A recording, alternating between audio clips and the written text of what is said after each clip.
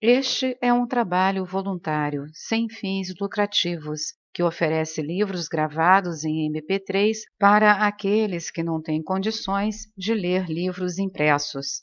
Para ouvir este e outros livros gratuitamente na íntegra, acesse nosso canal e leia as instruções na aba Sobre. Este livro foi gravado para o uso exclusivo da pessoa com deficiência visual, não podendo ser comercializado de acordo com a Lei nº 9.610, de 19 de fevereiro de 1998. Através dos séculos, milhões de pessoas têm se beneficiado muito com as várias religiões. É uma pena que as diferenças religiosas sejam motivo para a discórdia, para tumultos e desunião.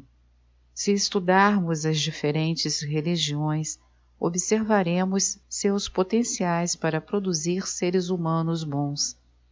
Temos motivos de sobra para desenvolver um respeito genuíno por todas elas. Existem duas categorias de religião. Há um grupo de religiões que chamo de teístas, como o cristianismo, o islamismo, o judaísmo e o hinduísmo. Elas defendem uma crença fundamental em Deus. O outro grupo é o que chamo de religiões sem Deus, como o budismo, o jainismo e a filosofia Sankhya, um componente antigo e sofisticado do hinduísmo, que acredita que não existe nenhum Deus, Criador ou Todo-Poderoso. Um grupo em especial, os budistas, não aceita a teoria de uma mente permanente. Isso diferencia o budismo do não-budismo. A teoria budista fundamental é que não existem alma ou ser permanentes.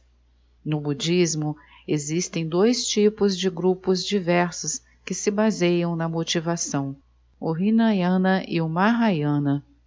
A motivação do primeiro diz respeito principalmente ao moksha de cada um, ou à salvação por meio da prática da conduta moral e da convergência da mente em sabedoria. A motivação do outro é não pensar apenas em si mesmo, mas se preocupar com todos os seres e procurar seguir os 6 ou 10 paramitas, perfeições, para por fim alcançar a condição de Buda. Na base dos dogmas filosóficos existem 4 escolas de pensamento: a Vaibhashika, Sautrantika, Citamatra e a Madhyamika. A essência da conduta budista, de acordo com essas escolas, é a ahimsa, ou não-violência. Por que a não-violência é tão importante? Por causa da lei da interdependência, de acordo com a qual todas as coisas estão interrelacionadas. Por exemplo, a sobrevivência depende de tantos fatores quanto a felicidade. Da mesma maneira, a dor e a tragédia dependem de vários fatores. Assim como nos preocupamos com nossa felicidade e nossas experiências, devemos nos preocupar com suas causas. Portanto, a essência da conduta e da filosofia budistas é, respectivamente, a não-violência e a teoria da interdependência. A não-violência tem 2 aplicações. Se você puder, ajude e sirva aos outros seres conscientes. Se você não puder, pelo menos não os prejudique. A teoria da interdependência é interpretada de maneira diferente de acordo com os vários dogmas. Conforme um deles, o significado da interdependência é que todo fenômeno condicionado depende de causas. Isso implica que não existe Criador. As coisas só dependem de suas causas, e estas causas, por sua vez, têm suas próprias causas sem começo. Tudo muda em razão dessas causas e condições. Novas circunstâncias produzem novos acontecimentos, os quais, por sua vez, funcionam como causas e produzem algo novo e diferente. Este é o processo do surgimento dependente, o Pratityasamutpada. O conceito de interdependência é aceito por todas as escolas de dogmas budistas. A teoria da interdependência, exposta pela filosofia Madhyamika, fala de um nível um pouco mais alto, no qual a interdependência envolve tudo o que depende de suas partes. Por exemplo, um objeto físico tem várias partes, no sentido de que tem várias direções. Se ele não tiver forma, como a consciência, o significado de ter partes pode ser entendido em termos dos diferentes níveis de continuidade ou como uma corrente. Da mesma maneira, o espaço pode ser considerado como tendo uma origem interdependente, porque podemos dizer que eles têm partes e podemos pensar em um espaço particular com referência a objetos e direções específicos. A origem interdependente é, portanto, exposta não só em termos da dependência de causas e condições, mas também de partes e direções. Um nível mais sutil de interdependência é exposto usando-se a seguinte definição: o surgimento de coisas por meio da designação ou da imputação. Quando, por exemplo, investigamos o que é uma flor e examinamos de perto suas partículas, ela deixa de ser a flor que conhecemos. Uma maior investigação das partículas menores nos ajuda a compreender que quando rotulamos alguma coisa, essa designação é dada por causa da convergência de certas partículas e substâncias. As partículas se unem para funcionar como uma entidade, a qual damos um nome específico. Se nos perguntarmos quem sou eu, dificilmente encontraremos um eu independentemente deste corpo, deste cérebro ou de suas experiências. Se nos aprofundarmos em nossa natureza final, não encontraremos uma identidade independente.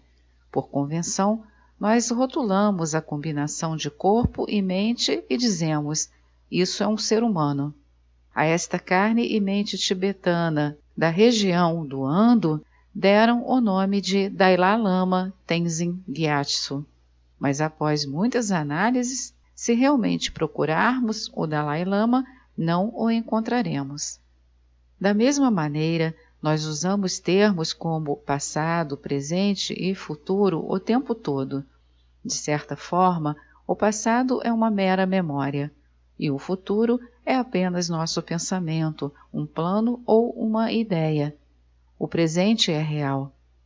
Se pensarmos na era atual, no século atual, em 1992, veremos que hoje, dia 15 de fevereiro, é a terceira semana do mês. Então, o dia, a hora, o minuto, o segundo, os centésimos de segundo deixam de ser presente. Ele é só este momento. O passado já se foi, mas o futuro ainda está por vir. Não existe presente, mas sem um presente não podemos identificar o passado ou o futuro. O tempo passa sem parar. Ele apenas continua passando. O resultado disso é muita confusão. O tempo externo é assim. Em nossa experiência interna, mais uma vez, acho que não existe passado ou futuro, só presente. Mas se não existe passado ou futuro, não pode existir presente, já que ele depende por completo do passado e o futuro depende dele. É uma lei natural, senão não existe tempo. Quando dizemos tempo, é claro que ele existe, mas não sem uma base de imputação ou referência com a qual possamos rotulá-lo. Não podemos ter um sentido abstrato do tempo. Se investigarmos, não encontraremos nada.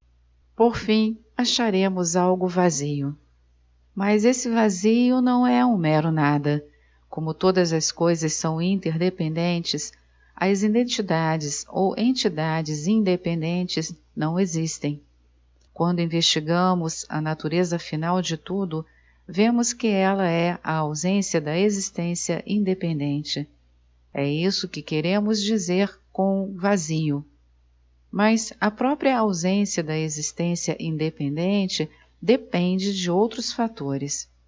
Eu estou aqui, e isso não é um sonho, não é uma ilusão, é real.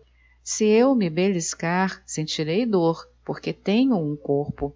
Então, afinal de contas, existe alguma coisa, mas nós não podemos encontrá-la em última análise. Em outras palavras, o vazio e a natureza independente são dois lados da mesma moeda. Foi com base nisso que o Buda nos ensinou as 4 verdades nobres: a verdade do sofrimento, a verdade da origem do sofrimento, a verdade da cessação do sofrimento e a verdade do caminho que leva a ela.